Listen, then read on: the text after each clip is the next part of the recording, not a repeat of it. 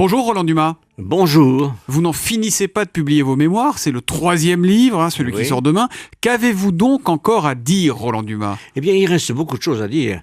Donc, j'ai fait déjà quelques autres livres, mais là, j'ai décidé d'en faire un qui sera peut-être le dernier, je n'en sais rien, mais en tout cas qui ramasse tout ce que je n'avais pas dit, tout ce que je n'ai pas raconté, et qui fait un ensemble, qui est une somme du travail que j'ai fait lorsque j'ai été aux Affaires étrangères puis au Conseil constitutionnel. Voilà, ce sont vos carnets entre 1984 et 2014, toutes ces années où vous avez eu d'éminentes responsabilités. Oui. Vous avez côtoyé les politiques les plus importants dans le monde entier. Lequel vous a le plus marqué, le plus impressionné? Vous pouvez le dire aujourd'hui. Personnellement, je dirais que Gorbatchev m'a beaucoup impressionné. C'était quelqu'un qui, au début de sa période glorieuse, parce qu'après, il était beaucoup plus modeste, beaucoup plus misérable même. C'était un homme qui avait une autorité extraordinaire. Et lequel a été le plus surcoté, le plus fade, en fait, celui qui n'aurait pas dû être là où il a été avec d'éminentes responsabilités?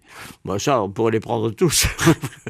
ce serait mesquin de ma part. Ah, donnez des noms. Votre livre s'appelle Politiquement Incorrect. Oui, mais ça ne veut pas dire que je suis impoli.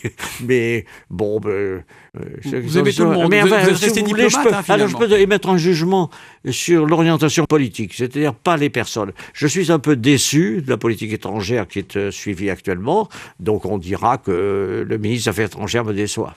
Est-ce que Laurent Fabius a été un meilleur Premier ministre de François Mitterrand en 84 qu'il n'est aujourd'hui un ministre des Affaires étrangères? Bon, je pense que ça lui allait mieux quand on est Premier ministre et qu'on a la chance d'avoir un président de la République comme François Mitterrand. Je ne sais pas, c'est à lui de le dire, mais je trouve que c'était une chance pour lui d'être Premier ministre dans un gouvernement, alors que le président de la République, c'était François Mitterrand, qui était quand même un homme exceptionnel. C'était bon. Mais aujourd'hui, il a fait de moi un ministre pendant 10 ans, ministre des Affaires étrangères. Je souhaite à Fabius de rester aussi longtemps à ma place. Aujourd'hui, c'est pas le meilleur possible à ce poste-là? Je ne sais pas, on va voir à la fin du parcours. Dans votre carrière, vous avez eu un chef de cabinet qui s'appelait François Hollande. Oui. Est-ce que c'était un bon chef de cabinet?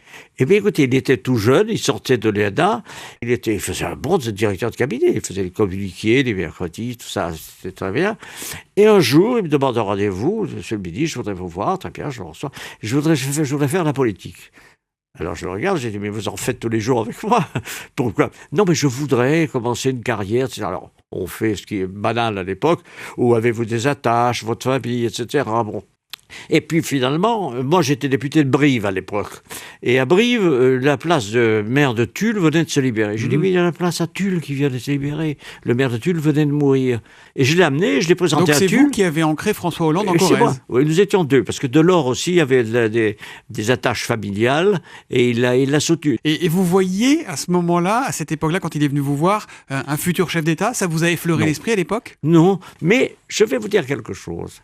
Assez vite, j'ai pris la mesure de ce garçon. Ce qui m'a paru le plus amusant, c'est la façon dont il a mis dans sa poche la famille Chirac. Quand j'ai vu que Chirac ne parlait que de lui, je me suis dit, c'est une belle trouvaille. Vous avez dit, il est fort. Mais oui, il est fort. Est-ce qu'aujourd'hui, François Hollande est un bon président de la République? Écoutez, les expériences qui viennent d'être faites et qui sont récentes le laissent penser.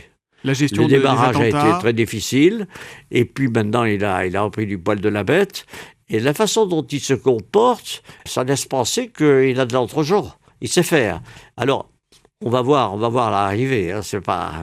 Faut pas juger sur une période malgré tout courte, et qui est le produit d'un certain nombre d'événements malheureux, tristes, qui sont comme ils sont, quoi. Roland Dumas, dans ce livre, vous racontez aussi que vous avez dû composer avec des infréquentables, Saddam Hussein, Kadhafi, le père el-Assad à l'époque. Aujourd'hui, est-ce que vous discuteriez avec Bachar el-Assad dans un front commun contre l'organisation État islamique? Plus que jamais. Je peux vous dire, je vous dis les choses comme elles sont, ça plaira ou ça déplaira, mais je connaissais son père, et je connais donc le fils, le chef Bachar de l'État el-Assad actuel, et je pense que c'est au contraire l'homme qui convenait d'avoir dans son jeu la meilleure preuve, c'est que certains chefs d'État français l'ont même invité, à un certain moment officiellement, et c'est un homme avec lequel il faudra compter, et que le salmigondi qui est là-bas dans cette région ne correspond pas à des idées claires qu'il faut avoir sur la Syrie. N'oubliez pas quand même que la Syrie, quels que soient les défauts des uns et des autres, a été le protecteur des Français et des chrétiens pendant très longtemps. Depuis 2 ou 3 ans, il massacre son peuple, Bachar el-Assad. Oui, il n'y en a pas d'autres. Regardez Kadhafi, le problème est le même. Dans cette région, Si vous n'avez pas affaire à des gens, des hommes forts, avec lesquels vous entendez, pour gouverner, créer des équilibres, ben vous êtes perdu d'avance. L'idée d'installer dans ces pays la démocratie à l'occidentale, c'était un peu une utopie. On le voit bien.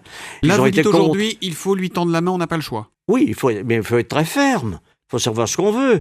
Europe 1 publie ce matin un sondage Ipsos avec Le Monde où l'on apprend que 65% des Français sont favorables à ce que la France intervienne plus directement en Syrie dans le cadre d'une coalition internationale contre le djihadisme islamique. Oui. Ils ont raison, vous faites partie de ces 65%. Écoutez, je ne serais pas éloigné de penser que c'est peut-être une des voies, une des solutions qui pourrait aider à ramener la paix dans la région. Donc taper plus fort aujourd'hui ? Taper plus fort, mais il ne faut pas taper pour taper.